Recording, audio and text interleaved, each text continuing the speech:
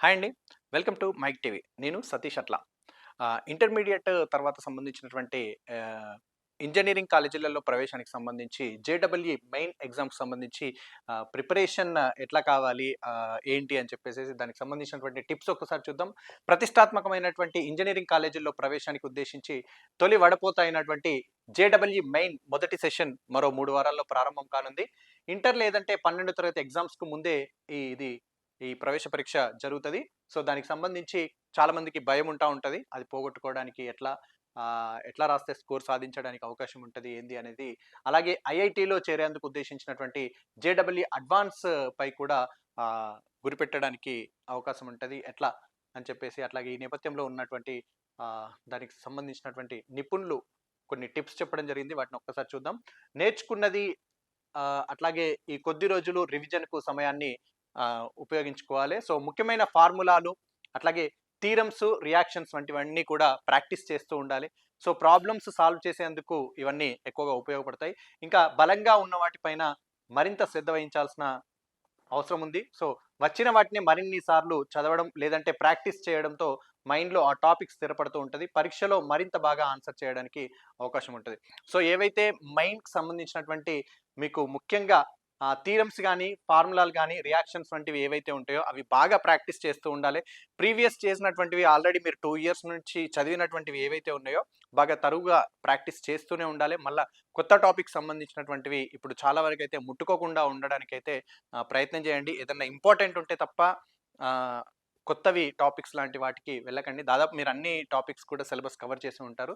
So, అవే తరువుగా రెగ్యులర్‌గా practice చేస్తూ ఉండాలి. ఇక రివిజన్ కోసం షార్ట్ నోట్స్‌ని ఉపయోగించుకోవాలి. ఎప్పుడైతే మీరు ప్రిపేర్ అవుతూ ఉంటారో వాటికి సంబంధించినటువంటి షార్ట్ నోట్స్ ఒకటి ప్రిపేర్ చేసుకుండాలి.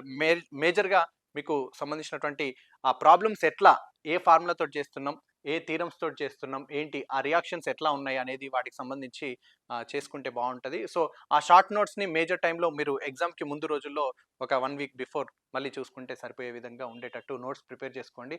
అందులో ఫార్ములాలు, కాన్సెప్ట్స్ ఉండాలి. ఇంకా టాపిక్స్‌లోకి వెళ్లి ఇవన్నీ ఎక్కడ ఉన్నాయన్నది సరిచూసుకోవడం కష్టమవుతది కాబట్టి, సో, ఆ విధంగా చూసుకుంటే బావుంటుంది. సో, ఫ్లాష్ కార్డ్‌లతో ప్రయోజనం ఉంటది. సో, ఇంకా సబ్జెక్టు లేదంటే ప్రత్యేకించి టాపిక్ పరంగా ఏవైనా సలహాలు, సందేహాలు ఉంటే వాటిని వెంటనే నివృత్తి చేసుకోవాలి.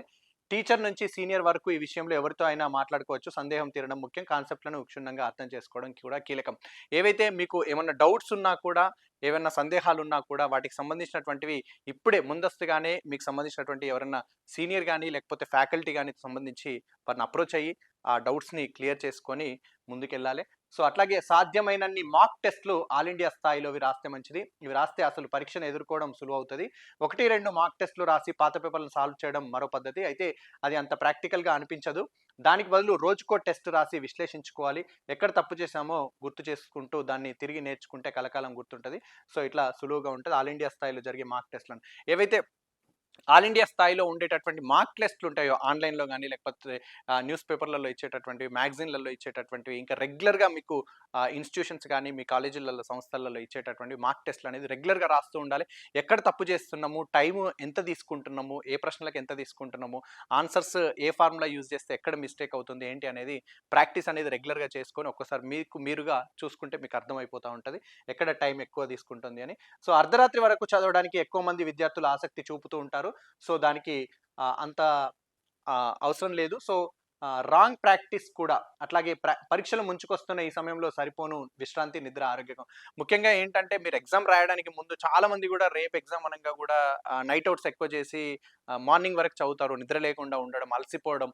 ఎందుకంటే మనకు ఆరోగ్యపరంగా గూడా మనకు చాలా ఇంపార్టెంట్. సో, దానికి సంబంధించి మేజర్‌గా అట్లాగే ఆహార పరంగా గూడా చాలా ఇంపార్టెంట్. మన బాడీకి గాని, మైండ్‌కి కానీ రెస్ట్ అనేది చాలా ఇంపార్టెంట్. అది కూడా చూసుకోండి. సో, పాజిటివ్ మైండ్ సెట్‌ని డెవలప్ చేసుకోవాలి. ఇంకా అర్జునుడికి పక్షి కన్నుపై గురి మాదిరిగా రాసే పరీక్షలో సక్సెస్ లక్ష్యం సాధించాలి. సో, అలా ఉండాలి అనంటే ఒత్తిడి, స్ట్రెస్ అనిపిస్తే వెంటనే మరో ఫన్నీ యాక్టివిటీతో మైండ్‌ని ఫ్రెష్ చేసుకోవాలి. కొద్దిసేపు ఇష్టమైన వాటిపై దృష్టి పెడితే చాలు, ఒత్తిడి చాలా వరకు దూరమవుతది. ఎప్పుడైనా మీకు బాగా స్ట్రెస్ అనిపించి, ఒత్తిడి అనిపించినట్లుగా అనిపిస్తే కొన్ని సందర్భాలలో మ్యాథ్స్‌కి సంబంధించి లేకపోతే మనం డయాగ్రామ్స్ ఏయడం, లేకపోతే కొన్ని పజిల్స్ చేయడం, లేకపోతే మనకు సంబంధించినటువంటి ఇష్టమైనవి కొంతమంది చిరుతిండ్లు గూడా తింటా ఉంటారు. అట్లా చూడడం, లేకపోతే ఏమన్నా వీడియోస్ చూడడం, మీ ఎగ్జామ్స్‌కి సంబంధించి ఎవరైనా మోటివేషనల్ రిలేటెడ్ చూడడం, లేకపోతే కాసేపు రెస్ట్ తీసుకోవడం, కాసేపు గేమ్ ఆడడం. ఇట్లాంటివన్నీ కొంచెం మీకు రిలీఫ్ అవ్వడానికి మీ మైండ్ ఎలా అయితే రిలీఫ్ అవుతారో, స్ట్రెస్ పోతదో అట్లాంటివి చేసే ప్రయత్నం చేసుకోండి. సో, కాన్సంట్రేషన్ లెవెల్స్ పెంచుకోవడం అన్నది ఇక్కడ చాలా కీలకం. సో, అందుకే గంటల కొద్దీ చదవకూడదు. రెగ్యులర్ బ్రేక్స్ అలాగే ఆ సమయంలో యోగా తదితర కార్యకలాపాలతో మైండ్‌ని ఫ్రెష్ ఉంచుకోవాలి. అదేవిధంగా ప్రిపరేషన్‌పై ఎవరితోనూ చర్చించాల్సిన అవసరం లేదు. పరీక్షకు ప్రిపేర్ కావడం అన్నది వ్యక్తిగతం. అది ఎలా ఉండాలన్నది మనమే నిర్ణయించుకోవాలి. సో, ఏంటి అనేది మీ వ్యక్తిగతంగా మీరెట్లా ప్రిపేర్ అవ్వాలి, ఎట్లా రాయాలి, ఏంటి అనేది దాని మీద కాన్సంట్రేషన్ చేసి, దాని పరంగా ఒకవేళ సబ్జెక్ట్ పరంగా ఏమన్నా ఉండేదుంటే వేరే వాళ్ళతో గ్రూప్ డిస్కషన్ లాగా ఫ్రెండ్స్‌తో డిస్కషన్ చేస్తూ ప్రిపేర్ అవ్వండి. ఇక పరీక్ష హాల్‌లో చేయాల్సినవి ఒక్కసారి చూసినట్లయితే జేడబ్ల్యూ మెయిన్ ప్రశ్నలను చూసుకునేందుకు మొదట కొద్ది సమయాన్ని ఉపయోగించుకోవాలి. ఆ సమయంలో అసలు ఆందోళన చెందకుండా ఏవి తెలియనట్టుగా అనిపించినా బెదరవద్దు. గట్టిగా శ్వాస తీసుకొని వదలండి. సో, ఎగ్జామ్ హాల్‌లో జనరల్‌గా మనకు తెలిసిందే. ఎక్కువ టెన్షన్ పడకుండా నార్మల్‌గా ఫస్ట్ ఒక్కసారి తరువుగా మొదటి నుంచి లాస్ట్ వరకి అన్ని ప్రశ్నలు ఒక్కసారి నార్మల్‌గా జనరలైజ్డ్‌గా చదవండి. మీకు అర్థమైపోతది. సో, పాజిటివ్‌గా అండి, ఫ్రీగా ఉండే ప్రయత్నం చేయండి. ఎప్పుడైనా కొన్ని ప్రశ్నలు కష్టంగా ఉంటాయి. సులువైన ప్రశ్న కనిపించే వరకు ముందుకు కదలండి. ఎక్కడో ఒక చోట ఈజీ ప్రశ్న తగులుతది. మొదటి దాన్ని సాల్వ్ చేయండి. కాన్ఫిడెన్స్ లెవెల్ పెరుగుతది. తర్వాత మరొకటి సులువైన దాన్ని తీసుకోండి. అప్పటికి మీరు కుదురుకుంటారు. ఆ తర్వాత ఉండదిక. వచ్చినన్ని సాల్వ్ చేసుకోండి. సో, ఏమన్నా మీకు గొట్టు ప్రశ్నలు అంటే కొంచెం హార్డ్‌గా ఉన్నాయన్నట్టుగా అనిపించిందనుకోండి. సో, వాటిని కొంచెం కొద్దిసేపు పక్కకు పెట్టి మీకొచ్చిన వాటిని చేసుకుంటూ వెళ్ళండి.